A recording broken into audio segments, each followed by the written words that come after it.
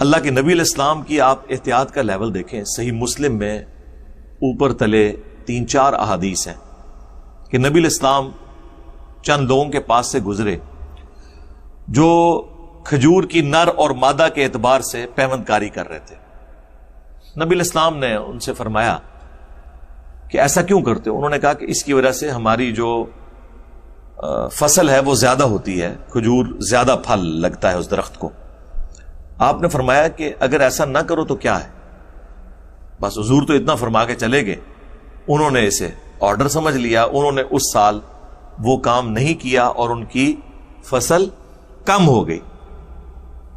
نبی علیہ السلام کی فرینکنس کا لیول دیکھیں کہ جب کم ہوئی ہے تو صحابہ کرام نبی علیہ السلام کے پاس شکایت لے کے پہنچ گئے کہ یا رسول اللہ آپ نے مشورہ دیا تھا تو فصل کم ہو گئی ہے.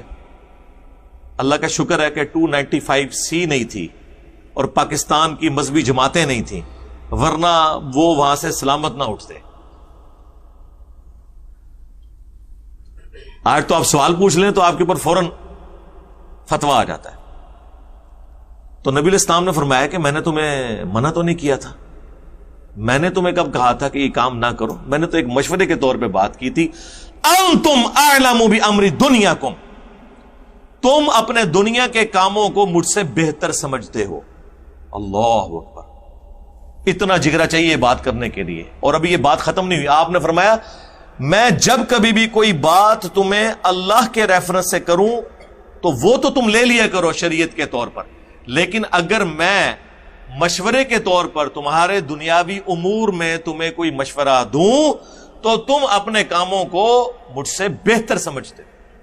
یہ اکثر لوگ پوچھتے ہیں نا جی نبی علیہ السلام نے ایٹم بم کا طریقہ کیوں نہیں بتایا؟ اس لیے کہ نبی علیہ السلام کو نہیں سکھایا گیا تھا اور نہ یہ آپ کی ضرورت تھی اور نہ آپ کو یہ فارمولا E=mc² نہ پتا ہونے سے کوئی آپ کا مرتبہ کم ہو گیا ہے، کیونکہ آپ ہدایت کے امام ہیں. یہ آپ سمجھیں، آپ ہمیں یہ چیزیں سکھانے نہیں آئے ہیں. ہاں قرآن سائنٹیفک فیکٹس کے ساتھ ڈیل کرتا ہے، لیکن قرآن سائنس کی کتاب نہیں ہے، یہ سائنس کی کتاب ہے. اللہ کے فزیکل فینومینا آف نیچر جو ہے ان کی کتاب ہے. فیکٹس آئے ہیں لیکن یہ انسانیت کے لیے ہدایت کا سبب بن کے آئی ہے تاکہ ہر زمانے کے لوگ اسے ہدایت حاصل کریں. باقی نیٹی گریٹیز نہ نبی علیہ السلام کو اللہ نے بتائی نہ صحابہ کو بتائی، وہ اللہ تعالیٰ وقت کے ساتھ ایکسپلور کرے گا، وہ سائنس کی برکت سے ہو رہی ہے.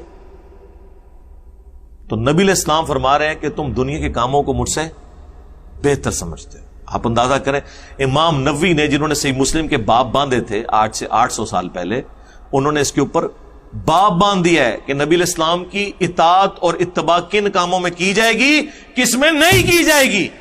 لا 295C امام نووی ہوتے. اس زمانے میں چیزیں ڈسکس ہی نہیں ہوتی تھی کہ کوئی علمی بات کرنا کبھی گستاخی بھی ہو سکتا ہے. یہ ساری علمی ڈسکشنز ہوتی ہیں جن کو یہ پکڑ کے گستاخیاں بنا دیتے ہیں. کیوں؟ ان کے نزدیک اصل میں جو ڈاکٹرن ہے وہ جذباتی ڈاکٹرن ہے، چاہے وہ آپ کی عقل میں آئے یا نہ آئے، قرآن و سنت کے مطابق ہو یا نہ ہو، جذباتی ڈاکٹرن کو لے کے چل رہا ہے. تو سر پہ جذباتی ڈاکٹرن میں تو دل کرتا ہے کہ اگر حضرت عیسیٰ علیہ السلام کو عیسائیوں نے خدا کا بیٹا بنایا ہے تو ہم بھی اپنے پیغمبر کو بنائیں گے نا. دل تو پھر یہی کرتا ہے،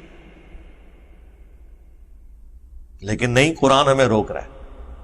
لم یلد ولم یولد لقد کفر الذین قالوا ان اللہ هو المسیح ابن مریم لقد کفر الذین قالوا ان اللہ ثالث ثلاثہ. بے شک وہ کافر ہیں جو کہہ رہے ہیں کہ عیسیٰ ابن مریم ہی اللہ ہے یا عیسیٰ ابن مریم 3 میں سے ایک ہے. اور صحیح بخاری میں حدیث ہے، دیکھنا میری شان کو اس طرح بلند نہ کرنا جس طرح نصارہ نے اپنے پیغمبر کو بڑھا دیا. میں اللہ کا بندہ اور اس کا رسول ہوں، مجھے اللہ کا بندہ اور اس کا رسول ہی کہنا. محمدن عبدہ ورسولہ. صلوا علی محمد وآل محمد.